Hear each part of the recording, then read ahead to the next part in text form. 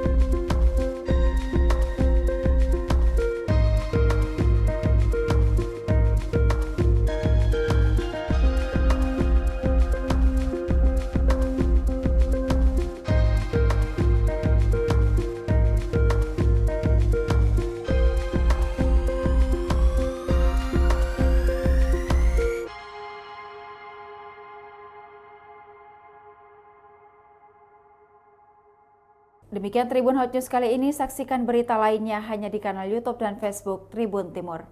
Download Tribun X sekarang, menghadirkan lokal menjadi Indonesia.